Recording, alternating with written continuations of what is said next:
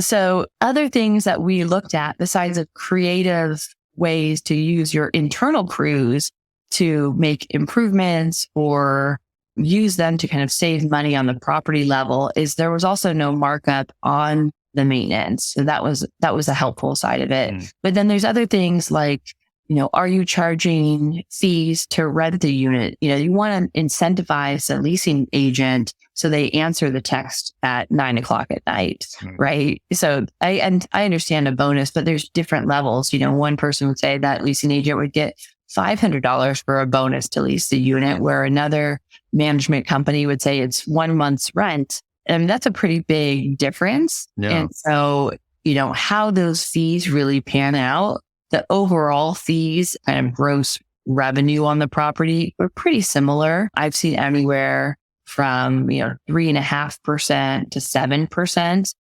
On one property, it's not going to make that big of a difference, but you want to also keep everyone incentivized to keep your property moving forward.